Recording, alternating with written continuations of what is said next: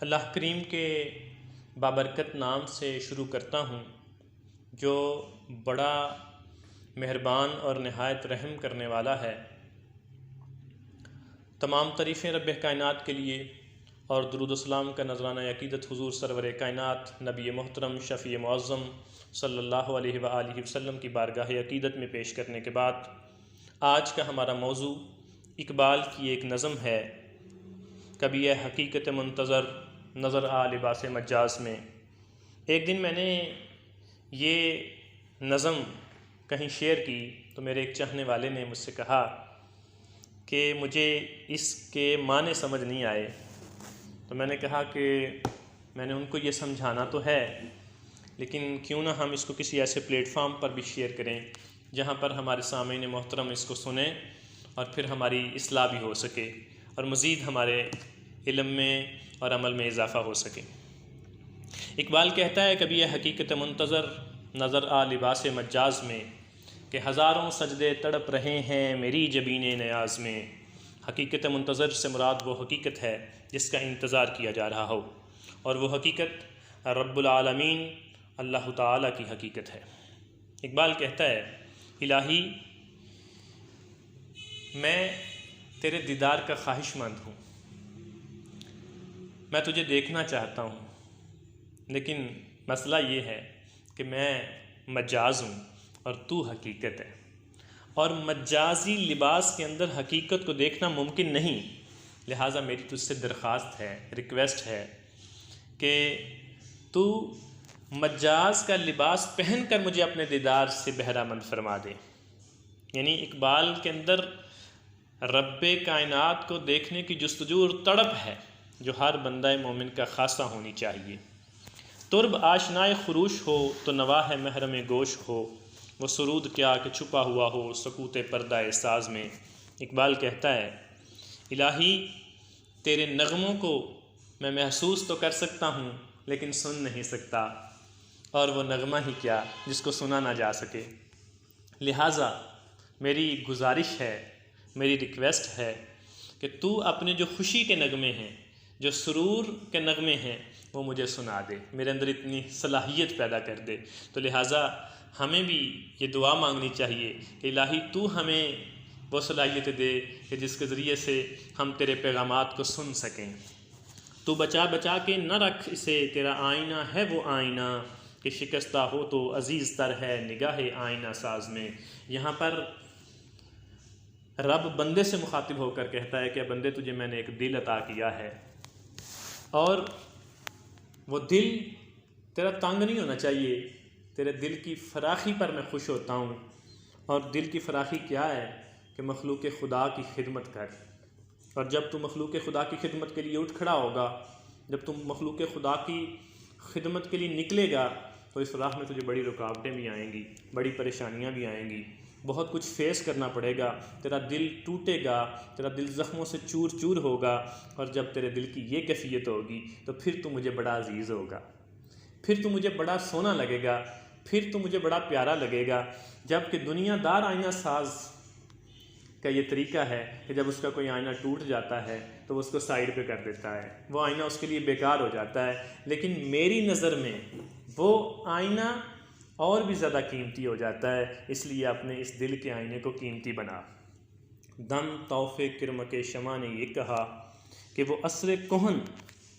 نہ تیری حکایت سوز میں نہ میری حدیث گداز میں۔ یہاں پر شمع اور پروانہ کے تعلق کو شو کیا جا رہا ہے کہ جس طرح ایک پروانہ شمع کے گرد طواف کرتا رہتا ہے اور اس پر اپنی جان نچھاور کر دیتا ہے، اسی طرح بندہ مومن کو چاہیے کہ وہ رب تعالیٰ کی ذات بابرکات کا طواف کرتا رہے اور اس کے لیے اپنی جان دینے کے لیے تیار رہے۔ نہ کہیں جہاں میں اما ملی، جو اما ملی تو کہاں ملی، میرے جرم خانہ خراب کو تیرے عفو بندہ نواز میں۔ یہاں پر بندہ اعتراف کر رہا ہے کہ میں نے سکون حاصل کرنے کی خاطر، امن، پیس، سیٹسفیکشن دلی اور ذہنی اطمانیت حاصل کرنے کی خاطر دنیا چھان ماری اور جگہ جگہ پر پھرا، دولتیں اکٹھی کیں، بڑے بڑے گھر بنائے، ان گھر کو بہت بڑی آرائشوں سے زیب و زینت کا نمونہ بنایا، بڑی بڑی گاڑیاں خریدیں، بڑے بڑے لوگوں کے ساتھ تعلقات استوار کیے کہ شاید مجھے سکون حاصل ہو جائے، لیکن ربا وہ سکون مجھے تیری بارگاہ کے علاوہ کہیں نہ مل سکا۔ اس لیے دنیا والو، آؤ اگر سکون چاہتے ہو تو یہی وہ بارگاہ ہے جہاں پر ہم سکون پا سکتے ہیں۔ نہ وہ عشق میں رہی گرمیاں، نہ وہ حسن میں رہی شوخیاں، نہ وہ غزنوی میں تڑپ رہی، نہ وہ خم ہے زلف ایاز میں۔ یہاں پر اقبال طالب و مطلوب، عاشق و معشوق اور محب و محبوب کے تعلق کو بتا رہا ہے کہ نہ وہ محب ہیں نہ وہ محبوب ہیں، نہ وہ عاشق ہیں نہ وہ معشوق ہیں، نہ وہ طالب ہیں نہ وہ مطلوب ہیں۔ آج طالب بھی کون سے ہیں؟ جو دنیا کے چاہنے والے ہیں، دنیا کے طالب ہیں، اور مطلوب بھی ویسے ہی۔ تو لہٰذا طالب بننا ہے تو حقیقتوں کا طالب بنو۔ آج غزنوی میں وہ تڑپ بھی نہیں، آج کے سلاطین، آج کے بادشاہ، ان کے اندر عوام کا درد موجود نہیں ہے، ان کے اندر احساس نہیں ہے کہ عوام کن مشکلات سے گزر رہی ہے، وہ اس کو سمجھنا بھی گوارا نہیں کرتے ہیں۔ اور نہ ہی خم ہے زلف ایاز میں مطلب یہ ہے کہ نہ ہی عوام کے اندر اتنا شعور اور اتنی صلاحیت ہے کہ وہ یہ سمجھ سکیں کہ ہمارا حقیقی لیڈر کون ہے، ہمارا حقیقی امام، ہمارا حقیقی پیشوا، ہمارا حقیقی رہبر، اور ہمیں صحیح گائیڈ کرنے والا ہے کون۔ وہ بھی بس چڑھتے سورج کے پجاری ہیں، جہاں دولت دیکھی، جہاں روٹی کے ٹکڑے دیکھے اس کے پیچھے بھاگ پڑے، اور یہ نہ دیکھا کہ نظریہ کس کا اونچا ہے، یہ نہ دیکھا کہ سوچ کون اعلیٰ دے رہا ہے، یہ نہ دیکھا کہ اللہ کے قریب کون ہے۔ تو یہاں پر یہی پیغام ہے کہ اپنے لیڈر چنو تو وہ چنو جو حقیقت میں لیڈر ہیں۔ جو میں سر بسجدہ ہوا کبھی تو زمین سے آنے لگی صدا، تیرا دل تو ہے صنم آشنا، تجھے کیا ملے گا نماز میں۔ اقبال کہتا ہے جب میں نے سجدہ کیا، جب بندے نے سجدہ کیا تو زمین سے یہ آواز آئی، یہ پکار آئی، یہ صدا آئی کہ کیسا سجدہ کر رہا ہے۔ اس دل کے ساتھ سجدہ کر رہا ہے جو دل بتوں کی محبت کے اندر ڈوبا ہوا ہے۔ کہیں اس دل میں دولت اکٹھی کرنے کے بت ہیں،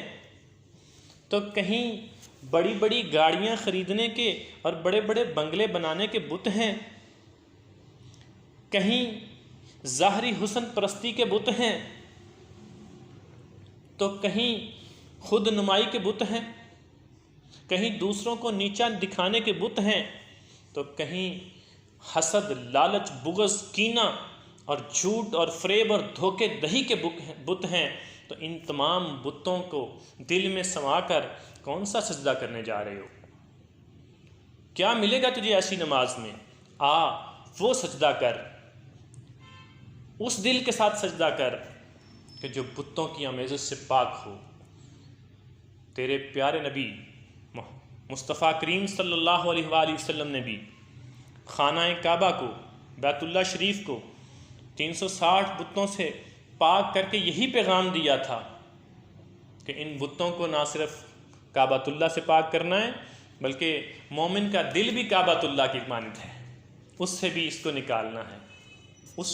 ان بتوں کو اس میں سے بھی نکالنا ہے۔ اور جب تو ان بتوں کو اس دل میں سے نکال باہر پھینکے گا تو تیرے سجدے بھی قبول، تیری نمازیں بھی قبول، اور تیری نمازوں کی وقت اور ویلیو اور امپورٹنس اور بھی بڑھ جائے گی۔ تو اللہ سے دعا کرو کہ اللہ ہمیں وہ سجدے عطا کرے، وہ نمازیں عطا کرے جو اس کی بارگاہ میں مقبول ہوں۔ وہ سجدہ جو نواسہ رسول صلی اللہ علیہ وسلم نے ادا کیا اور بتا دیا کہ سجدے یوں کیے جاتے ہیں۔ اللہ کریم سے دعا ہے کہ اللہ ہمیں اس نظم کی روشنی میں سمجھ عطا فرمائے۔ آمین یا رب العالمین۔